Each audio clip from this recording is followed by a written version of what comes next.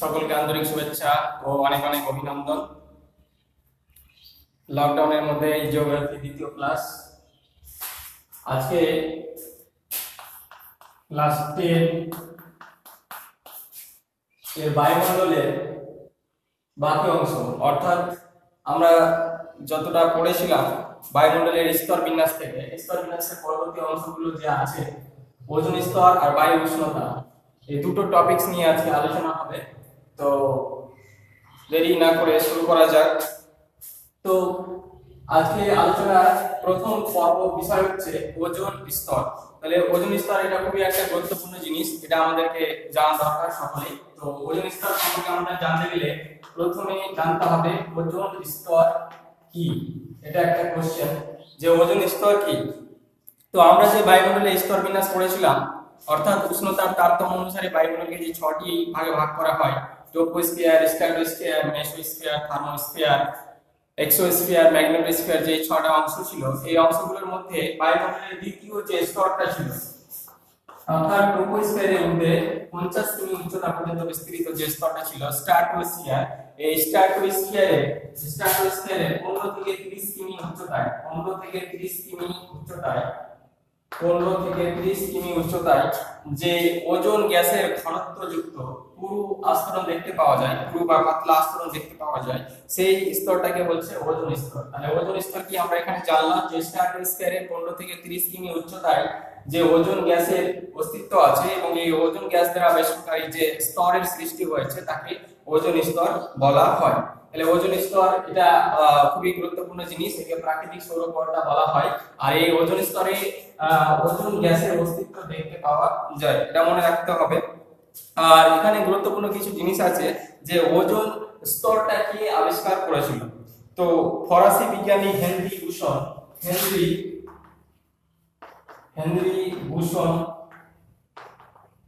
ও Charles Fabri, ফরাসি বিজ্ঞানী Henry বুসন ও Charles Fabri ozone স্তর আবিষ্কার করেন, এটা আমাদের মনে রাখতে হবে। আর ওজোন গ্যাস কে আবিষ্কার করেছিল? ওজোন গ্যাস এটা আবিষ্কার করা হচ্ছে বিজ্ঞানী স্পনবি। তাহলে এখানে আমরা দুটো গুরুত্বপূর্ণ শর্ট কোশ্চেন পাচ্ছি যে ওজোন স্তর বায়ুমণ্ডলে আবিষ্কার করেছিলেন বিজ্ঞানী হেনরি বুসন ও চার্লস ফেব্রি, আর ওজোন গ্যাস আবিষ্কার করেছিল বিজ্ঞানী স্পনবি, এটা মনে রাখতে হবে আমাদেরকে। তো এবার আমরা ওজোন স্তরটা জানলাম, এবার আমরা ওজোন স্তরের গুরুত্ব সম্পর্কে জানবো। এটা একটা 2 মার্ক কিংবা 3 মার্কের কোশ্চেন যে ওজোন স্তরের গুরুত্বগুলো কি কি আছে। তাহলে এখানে বায়ুমণ্ডলের 15 থেকে 30 কিমি উচ্চতায় ওজোন স্তর অবস্থান করেছে। এই ওজোন স্তর বিশেষ গুরুত্বপূর্ণ, এর গুরুত্বগুলো জানতে হবে। এক নম্বর গুরুত্ব হচ্ছে প্রাকৃতিক সৌর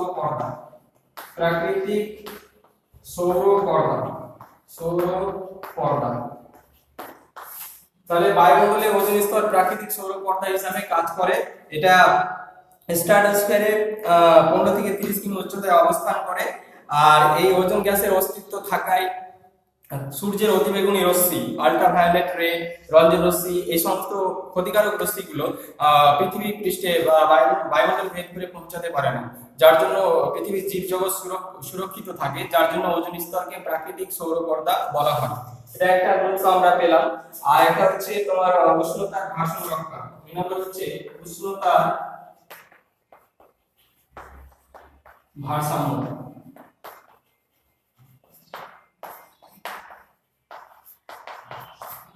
তাহলে বায়ুমণ্ডলের ওজোন স্তরের দ্বিতীয় গুরুত্ব হচ্ছে উষ্ণতার ভারসাম্য রক্ষা করা।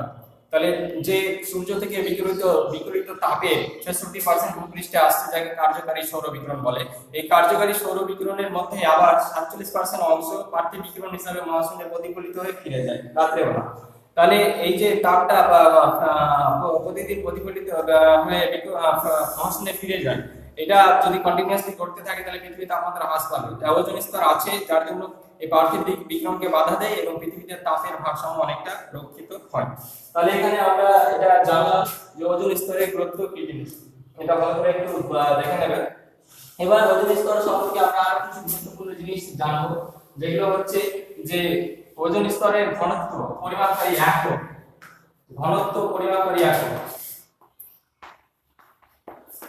ডিইউ অর্থাৎ ডপসন একক। তাহলে আমরা আমাদের মনে রাখতে হবে এখানে যে ওজোন স্তরের ঘনত্ব পরিমাপকারী এককের নাম কি, ডপসন ইউনিট অর্থাৎ ডপসন এককে ওজন গ্যাসের ঘনত্ব বা পরিমাপ করা হয়, এটা মনে রাখতে হবে আমাদেরকে। আর ওজন গহ্বর সম্পর্কে আমাদেরকে জানতে হবে যে ওজন গহ্বর কি, এটা একটা 2 মার্কের কোশ্চেন। ওজন গহ্বর খুবই গুরুত্বপূর্ণ এটা কোশ্চেন, ওজন গহ্বর কি। তো বর্তমানে বিভিন্ন দূষণের মাত্রা বেড়ে যাচ্ছে পৃথিবীতে। তাহলে বর্তমানে প্রচুর পরিমাণে দূষণ হচ্ছে, মাত্রাতিরিক্ত বায়ু দূষণ হচ্ছে। তাহলে এই মাত্রাতিরিক্ত বায়ু দূষণের ফলে বিভিন্ন ক্ষতিকর গ্যাসীয় উপাদান বায়ুমণ্ডলে ওজোন স্তরের সঙ্গে বিক্রিয়া করে এবং ওজোন স্তরকে ক্রমশ পাতলা করে দেয়, ঘনত্ব হ্রাস পায় এবং এর ঘনত্ব যদি 200 ডপসন ইউনিটের নিচে নেমে যায় তাহলে ওজোন স্তর পাতলা হয়ে ক্রমশ ক্ষয়প্রাপ্ত হয়ে ছিদ্রের সৃষ্টি হয়। এই ঘটনাকে বলা হয় ওজোন গহ্বর বা ওজোন হোল। এটা খুবই গুরুত্বপূর্ণ। বর্তমানে বিভিন্ন জায়গায় ওজোন স্তর ছিদ্র হচ্ছে, তবে আন্টার্কটিকা ওজোন ছিদ্রের পরিমাণ সবথেকে বেশি। আন্টার্কটিকা ওজোন গহ্বর বা ওজোন ছিদ্রটা সর্বপ্রথম লক্ষ্য করেছিলেন বিজ্ঞানী ডক্টর জেসি ফারম্যান, মনে রাখতে হবে। আর এই বসন্তকালে ওজোন ছিদ্র বা ওজোন গহ্বরের পরিমাণটা সবথেকে বেশি হয়, মানে বেড়ে যায়, এটা আমাদের মনে রাখতে হবে। আর এই যে ওজোন স্তর ছিদ্র হচ্ছে, বর্তমানে ওজোন ছিদ্র বা ওজোন ক্ষয়প্রাপ্ত হওয়ার ফলে পৃথিবীর বিভিন্ন দেশের বুদ্ধিজীবীরা খুবই চিন্তিত। তার জন্য ওজোন স্তর সংরক্ষণের জন্য মন্ট্রিল প্রোটোকল চুক্তি সংরক্ষিত হয়েছে। মন্ট্রিল প্রোটোকল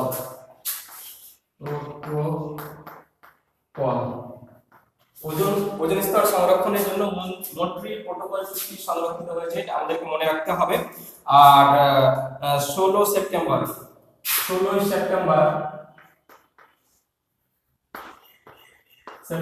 ওজোন দিবস হিসাবে পালিত হয়, এটা মনে রাখতে হবে যে প্রতি বছর 16 সেপ্টেম্বর তারিখে ওজোন দিবস হিসাবে পালন করা হয়ে থাকে। তো যাক, আমরা এগুলো জানলাম। এবার আমাদেরকে জানতে হবে যে ওজোন স্তরের বিন্যাস।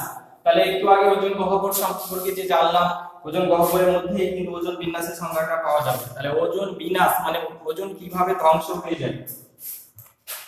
তাহলে ওজোন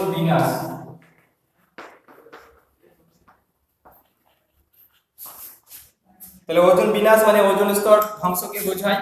যখন বিভিন্ন প্রাকৃতিক এবং অপ্রাকৃতিক কারণে ওজোন স্তরের ঘনত্ব ক্রমশ মানে হ্রাস পায় এবং ওজোন স্তর ঘনত্ব হ্রাস পাওয়ার ফলে ছিদ্র হয়ে যায়, যার ফলে পৃথিবীতে অতিবেগুনি রশ্মি মতো ক্ষতিকারক রশ্মিগুলো প্রবেশ করে, তখন তাকে ওজোন বিন্যাস বলে।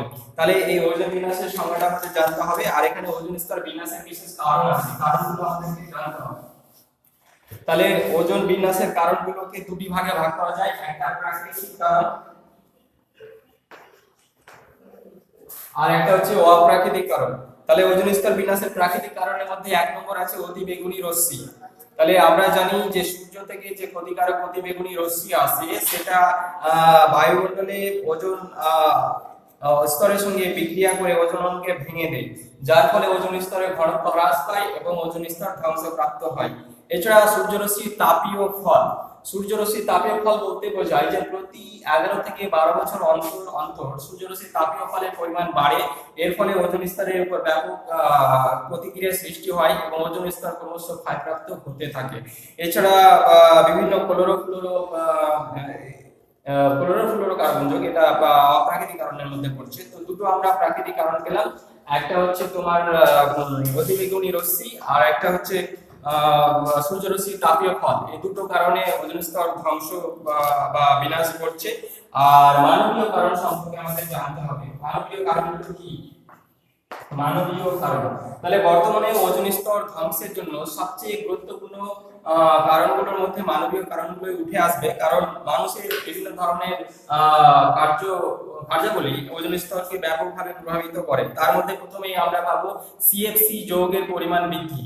তো বর্তমানে বিভিন্ন রং শিল্প, এরোপ্লেন শিল্প, যানবাহন শিল্প, তারপরে এসি, ফ্রিজ, বিভিন্ন ধরনের হিমায়িতকরণ যন্ত্রাংশ, তারপরে বিমানের প্রলেপ ইত্যাদি, ফোম ইত্যাদি থেকে সিএফসি যৌগ উৎপন্ন হয়। এই সিএফসি যৌগ প্রচুর পরিমাণে ওজোন স্তরকে ধ্বংস করে। তাহলে মানবীয় কারণগুলোর মধ্যে সর্বপ্রধান কারণ হচ্ছে সিএফসি যৌগের পরিমাণ বৃদ্ধি।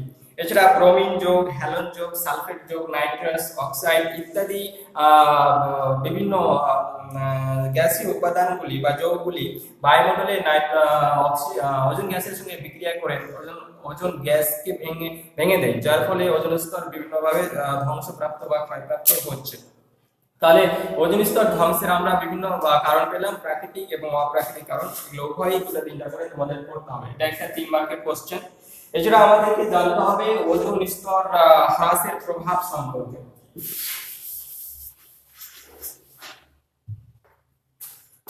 তাহলে ওজোন স্তর হ্রাসের প্রভাব, এটা 3 মার্কের কোশ্চেন। তাহলে এই যে বর্তমানে বিভিন্ন প্রাকৃতিক এবং অপ্রাকৃতিক কারণে ওজোন স্তর ক্ষয়প্রাপ্ত হলো, ধ্বংস হলো, এর ফলে কি ঘটতে পারে, এর সমস্যা বা প্রভাব সম্পর্কে আমাদের জানতে হবে। তাহলে 1 নম্বর হচ্ছে মানুষের উপরে প্রভাব।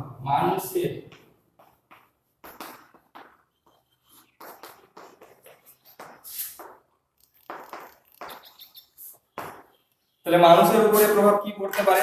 মানব দেহের ত্বক এই সূর্যের অতিবেগুনি রশ্মির ফলে তামাটে বর্ণের হয়ে যায়, এটা একটা প্রভাব আছে। এছাড়া অতিবেগুনি রশ্মির ফলে মানুষের ত্বকে ক্যান্সারের সৃষ্টি হয়, যেটা স্কিন ক্যান্সার নামে পরিচিত। আর মানুষের চোখের পাতা, কর্নিয়া, লেন্স এগুলো ক্ষতিগ্রস্ত হয়। অল্প বয়সে চোখে ছানি পড়ে যায়, এগুলো দেখতে পাওয়া যায়। আর মানুষের রোগ প্রতিরোধ ক্ষমতা কমে যায়, শরীরে রোগ প্রতিরোধ ক্ষমতাটা কমে যায়। এগুলো হচ্ছে মানুষের স্বাস্থ্যের উপরে বা মানুষের উপরে ওজোন স্তর ধ্বংসের প্রভাব রয়েছে। এবার আমাদেরকে জানতে হবে যে প্রাণী জগতের উপরে কি প্রভাব। 2 নম্বর হচ্ছে প্রাণী জগতের উপরে প্রভাব। প্রাণীদের উপর প্রভাব। তাহলে ওজোন স্তর প্রাণী জগৎকেও, ওজোন স্তরের ধ্বংস প্রাণী জগৎকেও ব্যাপকভাবে প্রভাবিত করে। 1 নম্বর সামুদ্রিক যে ফাইটোপ্ল্যাঙ্কটন, মাছেদের খাদ্য, সেগুলো কিন্তু প্রজনন ক্ষমতা কমে যায়, অর্থাৎ উৎপাদন কম হয়ে থাকে। বিভিন্ন জলজ প্রাণী প্রজনন ক্ষমতা হ্রাস পায়, যেগুলো খুবই ছোট ছোট প্রাণী বা এককোষী প্রাণী আছে, যাদের শরীরে কোষের পরিমাণ কম, তারা চিরতরে অবলুপ্ত হয়ে যায়, হারিয়ে যায়। আর মাছের উৎপাদন কমে যায়। এই সমস্ত হচ্ছে প্রাণী জগতের উপরে প্রভাব দেখতে পাওয়া যায়। এবার হচ্ছে উদ্ভিদ জগতের উপরে কি প্রভাব পড়ে। তাহলে উদ্ভিদ জগতের উপরে প্রভাব, উদ্ভিদের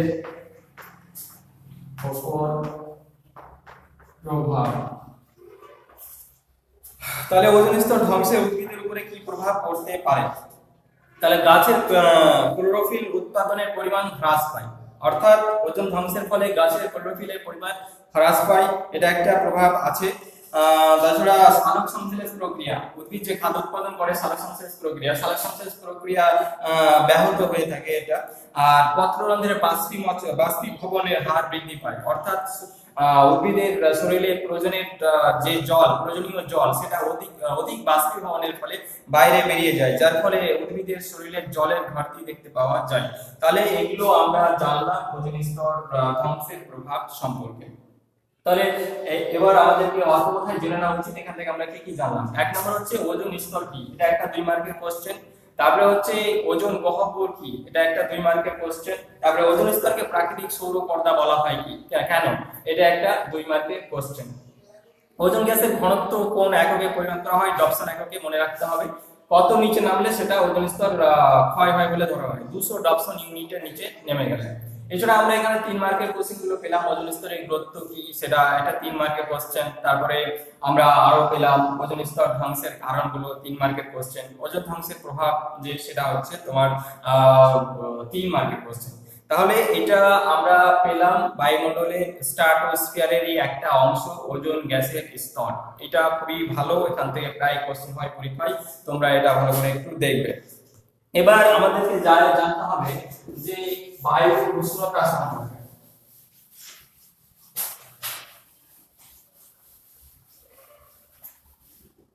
তাহলে আজকের দ্বিতীয় আলোচ্য বিষয় বায়ুর উষ্ণতা সম্পর্কে আমাদেরকে জানতে হবে। তাহলে বায়ুর উষ্ণতা কি এটা প্রথমে আমাদের জানা উচিত। তাহলে উষ্ণতা বলতে তাপ, অর্থাৎ সূর্য থেকে যে আগত সৌর বিকিরণ পৃথিবীতে আসে, তাহলে সৌর বিকিরণের ফলে বায়ুমণ্ডল যে তাপ বা তাপের পরিমাণ, বায়ুমণ্ডল যে উত্তপ্ত হয়, বায়ু উষ্ণ হয়ে যায়, তাকেই বলছে বায়ুর উষ্ণতা। তাহলে বায়ুর উষ্ণতা সিম্পল একটা ম্যাটার, যে সৌর তাপে বায়ু উত্তপ্ত হলেই বায়ুর উষ্ণতা বৃদ্ধি পায় বা তাকে বায়ু উষ্ণতা বলে। এবার আমাদেরকে জানতে হবে সূর্যরশ্মির তাপীয় ফল। তাহলে এখানে 1 নম্বরের জন্য সূর্যরশ্মির তাপীয় ফল। তাহলে আমাদের জানতে হবে সূর্যরশ্মির তাপীয় ফলটা কি জিনিস। তো আমরা অনেক ছোটতেই আগে পড়েছি যে সূর্যের বহিঃপৃষ্ঠের উষ্ণতা প্রায় 6000 ডিগ্রি সেলসিয়াস, অর্থাৎ যে সূর্যের এই বাইরের যে উষ্ণতা 6000 ডিগ্রি সেলসিয়াস, 6000 ডিগ্রি সেলসিয়াস। তাহলে 6000 ডিগ্রি সেলসিয়াস তাপমাত্রার 200 কোটি ভাগে, প্রায় 200 কোটি ভাগের মাত্র এক ভাগ পৃথিবীতে আসে। তো আমরা এখানে সংজ্ঞাটা বলবো যে সূর্য থেকে আগত যে ক্ষুদ্র ক্ষুদ্র তড়িৎচুম্বকীয় রশ্মি, অর্থাৎ সূর্য থেকে আগত ক্ষুদ্র ক্ষুদ্র যে রশ্মিগুলো, সৌর রশ্মিগুলো পৃথিবী পৃষ্ঠে বায়ুমণ্ডলকে ভেদ করে পৌঁছায়, তাকে বলছে সূর্যরশ্মি তাপীয় ফল বা আগত সৌর বিকিরণ। একে ইনসুলেশনও বলা হয়। তাই আমরা এর সংজ্ঞায় বলতে পারি যে সূর্যের 200 কোটি ভাগের সূর্যরশ্মি তাপীয় ফলে 200 কোটি ভাগের যে এক ভাগ অংশ ক্ষুদ্র তরঙ্গ রূপে পৃথিবীর পৃষ্ঠে এসে পৌঁছায়, তাকে বলছে আগত সৌর বিকিরণ বা ইনসুলেশন। তাহলে আমরা এটা জানলাম, এটা একটা 2 মার্কের কোশ্চেন, খুব ভালো কোশ্চেন।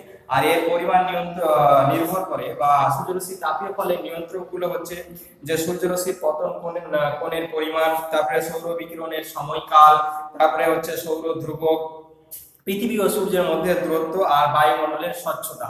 এই সমস্ত বিষয়ের উপরে সূর্যরশ্মির তাপীয় ফল বা ইনসুলেশন নির্ভর করে থাকে। তাহলে আমরা এটা জানলাম। আর এখানে আরেকটা প্রশ্ন আছে যে তাপ বাজেট কি। তাপ বাজেট,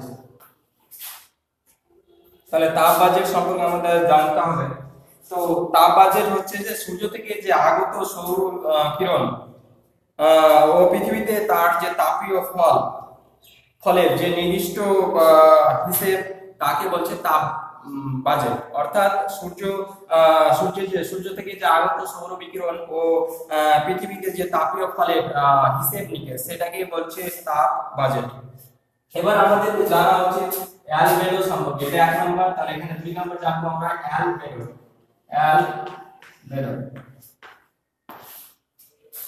তো অ্যালবেডো কি জিনিস, এটা একটা 2 মার্কের কোশ্চেন। তো আমরা একটু আগে জানলাম সূর্যরশ্মির তাপীয় ফল।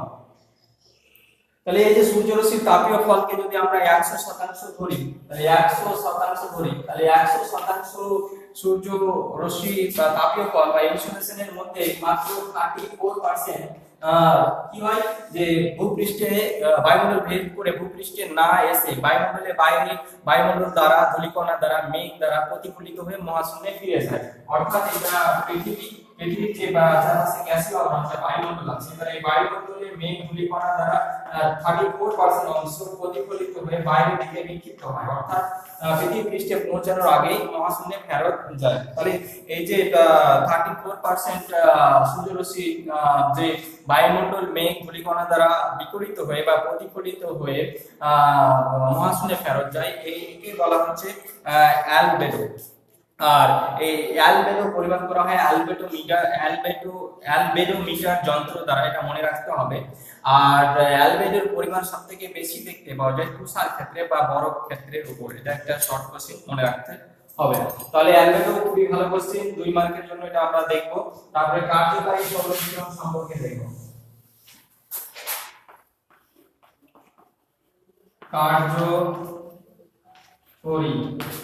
সৌর বিকিরণ। তাহলে কার্যকারী সৌর বিকিরণ কি, এটা একটা খুবই ভালো কোশ্চেন, আমাদেরকে জানতে হবে। তো এই যে সূর্যের 100%, সূর্য রশ্মির 100%-এর মধ্যে 34% মহাশূন্যে ফেরত যাচ্ছে, বাকি 66% পৃথিবী পৃষ্ঠে পৌঁছাচ্ছে এবং ভূপৃষ্ঠ এবং বায়ুমণ্ডলকে উত্তপ্ত করছে। তাহলে এই 66% অংশ সূর্যরশ্মিকে বলা হয় কার্যকারী সৌর বিকিরণ। অর্থাৎ সূর্য থেকে আগত যে পরিমাণ সৌররশ্মি পৃথিবী পৃষ্ঠ বা ভূপৃষ্ঠ এবং বায়ুমণ্ডলকে উত্তপ্ত করে তাকেই বলছে কার্যকারী সৌর বিকিরণ। তাহলে কার্যকারী সৌর বিকিরণের পরিমাণ হচ্ছে কত? 66%। এটা আমাদের মনে রাখতে হবে যে কার্যকারী সৌর বিকিরণের পরিমাণ হচ্ছে 66%। এগুলো আমাদেরকে জানতে হবে, 2 মার্কের কোশ্চেন। এবার আমরা জানবো তাপ বাজেট সম্পর্কে। তাপের সমতা। তাপের সমতা। তাপের সমতা কি? এটা একটা 2 মার্কের কোশ্চেন, যে তাপের সমতা বা হিট ব্যালেন্স বলতে আমরা কি বুঝি। তাহলে আমরা যদি ভাবি যে পৃথিবীতে প্রতিদিনই তো সূর্য রশ্মি কিরণ দিচ্ছে, অর্থাৎ সূর্য আলো দিচ্ছে, তাহলে পৃথিবীর উষ্ণতা বেড়ে যাচ্ছে না কেন? এটা যদি সত্যি হতো তাহলে পৃথিবী আজকে মানে প্রচুর উষ্ণতা, পৃথিবী বেড়ে যেত এবং আমরা বসবাস করতে পারতাম না। কিন্তু আমাদের মনে রাখা উচিত যে প্রতিদিন পৃথিবী কি হয়, একটা জায়গায় সূর্য কিরণ দেয় এবং পৃথিবী গোলাকার, সূর্যকে আবর্তন করে। তাহলে আবর্তন করতে গিয়ে পৃথিবী পৃষ্ঠের প্রতিটা অংশ সূর্যের সামনে একবার করে আসে, যে সামনে আসে যে অংশটা সেখানে দিন হয় এবং যে অংশটা পেছনে থাকে সেটা রাত হয়। তাহলে দিনের বেলা সূর্য যে স্থানের উপরে সৌরতাপ দিল, অর্থাৎ কার্যকারী সৌর বিকিরণ 66% সেখানে পৌঁছালো, সেটা কি হয়, যখন রাত হয় তখন সেই শোষিত সূর্যের আলোগুলো বা সূর্যের রশ্মিগুলো বা সৌর কিরণগুলো ভূপৃষ্ঠ, বায়ুমণ্ডল ইত্যাদি দ্বারা প্রতিফলিত হয় এবং মহাশূন্যে সেটা ফেরত যায়। তাহলে প্রতিনিয়ত তাপ শোষণ আবার রাত্রে বেলা বর্জন করে দেয়, যার ফলে পৃথিবীতে তাপমাত্রা বেড়ে যায় না। একেই বলে তাপের সমতা। অর্থাৎ ক্রমাগত দিন এবং রাতের ফলে তাপের শোষণ এবং বর্জনের ফলে পৃথিবীর তাপমাত্রা একই রকম থাকে, বেড়ে যায় না।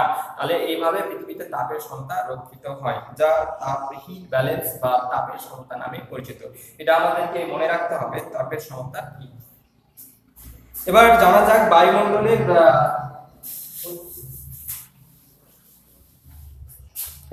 এবার আমরা জানবো বায়ুমণ্ডল উত্তপ্ত হওয়ার পদ্ধতি। বায়ুমণ্ডল উত্তপ্ত হওয়ার পদ্ধতি।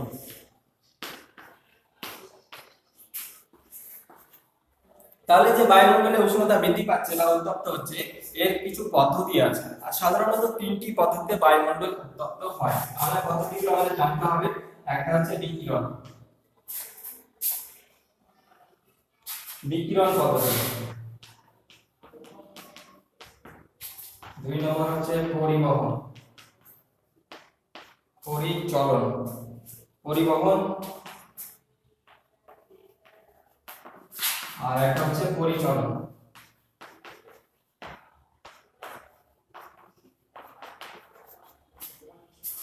বায়ুমণ্ডল উত্তপ্ত হওয়ার এই 3টি গুরুত্বপূর্ণ পদ্ধতি আছে। তাহলে বিকিরণ পদ্ধতি, এটা একটা 3 মার্কের কোশ্চেন, আমাদেরকে জেনে রাখতে হবে। তাহলে প্রথমে আমরা জানবো বিকিরণ পদ্ধতি সম্পর্কে। তাহলে বিকিরণ পদ্ধতিটা কি? তাহলে কোনো জড় মাধ্যম দ্বারাই সরাসরি কোনো বস্তু যখন বস্তুতে তাপ সঞ্চালিত হয় তখন তাকে বিকিরণ পদ্ধতি বলে। অর্থাৎ সূর্য থেকে তাপ সরাসরি বায়ুমণ্ডল ভেদ করে পৃথিবী পৃষ্ঠে এসে পৌঁছায়। এর ফলে যে বায়ুমণ্ডল উত্তপ্ত হয় সেটা হচ্ছে বিকিরণ পদ্ধতি। তো এই পদ্ধতিতে বায়ুমণ্ডল সরাসরি উত্তপ্ত ঠিক হয় না। কি হয়, যে সূর্যের যে আগত সৌর বিকিরণ ক্ষুদ্র ক্ষুদ্র তরঙ্গ রূপে পৃথিবীর পৃষ্ঠে এসে পৌঁছায়। এবার সেই ক্ষুদ্র তরঙ্গগুলো ভূপৃষ্ঠ দ্বারা শোষিত হয় এবং যখন তাদের শোষণ ক্ষমতা ভারসাম্য ফিরে আসে, তখন সেটা কি হয়, রাত্রে বেলা সেই তাপগুলোকে পার্থিব বিকিরণ হিসাবে বর্জন করে এবং দিনের বেলা অনেক অনেক সময় বর্জন করে থাকে। তাহলে যখন বর্জন করে এই বর্ধিত রশ্মিগুলো তরঙ্গদৈর্ঘ্যগুলো খুব বেড়ে যায়, তখন সেগুলো অবরোহিত রশ্মিগুলোর তরঙ্গদৈর্ঘ্য বেড়ে যায় এবং বৃহৎ তরঙ্গগুলো বায়ুমণ্ডল ভেদ করে ফেরত যেতে পারে না এবং সেগুলো ভূপৃষ্ঠ সংলগ্ন বায়ুমণ্ডলের নিম্ন স্তরকে উত্তপ্ত করে। এটা হচ্ছে বিকিরণ পদ্ধতি। এবার হচ্ছে পরিবহন পদ্ধতি কি। তাহলে পরিবহন পদ্ধতি বলতে বোঝায় যে কোনো বস্তু আহ, পরস্পর সংলগ্ন কোনো বস্তু থেকে পরস্পর সংলগ্ন কোনো বস্তুর অণুগুলি যখন স্পর্শের মাধ্যমে অর্থাৎ উষ্ণতর বস্তু থেকে শীতলতর বস্তু দিকে তাপের সঞ্চালন ঘটে অণুগুলির সংস্পর্শের মাধ্যমে, তখন সেটাকে বলা হয় পরিবহন পদ্ধতি। অর্থাৎ দুটো ভিন্ন উষ্ণতার বস্তুর মধ্যে যখন তাপ টাচ করালে তাদের অণুগুলো স্পর্শ হয় এবং সেই স্পর্শজনিত উষ্ণতর বস্তু থেকে শীতলতর বস্তুতে তাপ সঞ্চালিত হয়, যতক্ষণ পর্যন্ত না উভয়ের মধ্যে উষ্ণতা সমান হয়। অর্থাৎ বায়ুমণ্ডলে এটা কিভাবে উত্তপ্ত হয়, যে ভূপৃষ্ঠের সংলগ্ন বায়ুমণ্ডল সব থেকে বেশি উষ্ণ থাকে, অর্থাৎ যখন ভূপৃষ্ঠ সংলগ্ন বায়ুর স্তর নিচের স্তরটা উষ্ণ হয়, তখন নিচের স্তর থেকে তার উপরের স্তরে বায়ু কি হয়, হালকা উষ্ণ হয়। তাহলে নিচের স্তরে বায়ুর স্তর তার অণুগুলো স্পর্শে যখন থাকে, তখন উপরের স্তরে বায়ু স্তরটা কি হয়, তখন তার অণুগুলোর সংস্পর্শে যখন শীতল বাতাসটা আসে, তখন সেই শীতল বায়ুটা ধীরে ধীরে উষ্ণ হতে থাকে, যতক্ষণ পর্যন্ত উভয়ের মধ্যে উষ্ণতা সমান না হয়। উষ্ণতা যতক্ষণ পর্যন্ত সমান না হবে ততক্ষণ পর্যন্ত তারা তাপের ভারসাম্য রক্ষা করার চেষ্টা করবে। অর্থাৎ অণুগুলোর সংস্পর্শে আসতে গেলেই উষ্ণ থেকে শীতলতর বস্তুর দিকে তাপ সঞ্চালিত হবে। এটা একটা। আর একটা আছে পরিচলন পদ্ধতি। তাহলে পরিচলন পদ্ধতিটা কি, যে পরিবহন পদ্ধতিতে অণুগুলো স্পর্শ অর্থাৎ দুটো বস্তু স্পর্শের মাধ্যমে হচ্ছে না, কিন্তু পরিচলন পদ্ধতিতে কি হবে, যে অণুগুলো স্থান পরিবর্তনের মাধ্যমে এটা ঘটবে। অর্থাৎ ভূপৃষ্ঠ সংলগ্ন যে বায়ুস্তর নিম্ন বায়ুস্তর যেটা উত্তপ্ত হয়, তাহলে সেই উত্তপ্ত হলে গেলে বায়ুগুলো কি হয়, উষ্ণ হয়ে যায়।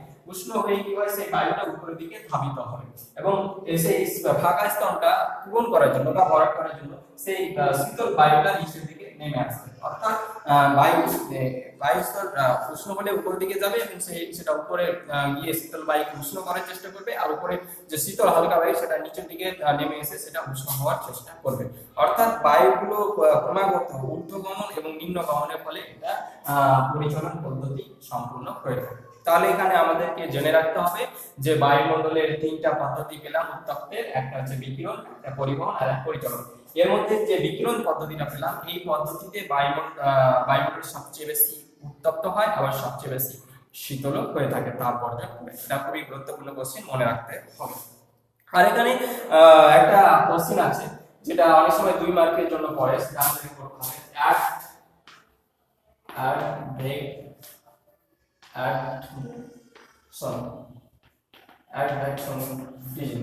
এটা একটা 2 মার্ক। এটাও বায়ুমণ্ডল উত্তপ্ত হওয়ার একটা পদ্ধতি। অর্থাৎ অ্যাডভেকশন বলতে বোঝায় যে ভূপৃষ্ঠের সমান্তরালে অনুভূমিকভাবে বায়ু প্রবাহের মাধ্যমে তাপ সঞ্চালন প্রক্রিয়াকে বলা হয় অ্যাডভেকশন। অর্থাৎ ভূপৃষ্ঠে অনুভূমিক বা সমান্তরালে যখন বায়ু প্রবাহিত হয়, সেই বায়ু প্রবাহের ফলে তাপ সঞ্চালিত বলে তাকে অ্যাডভেকশন পদ্ধতি বলা হয়।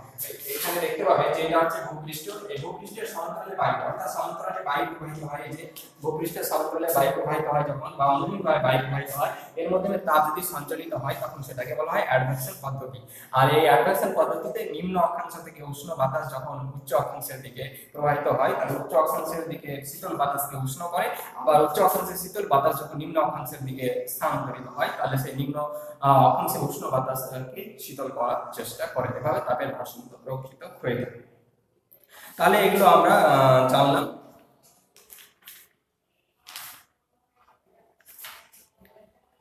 তো আজকে এই পর্যন্তই থাকছে, অনেক বড় হয়ে যাচ্ছে ভিডিও, তাই শেষ করছি। তোমরা দেখে নেবে ভিডিওগুলো কাজ করে, আর গুরুত্বপূর্ণ তথ্যগুলো লিখে নেবে।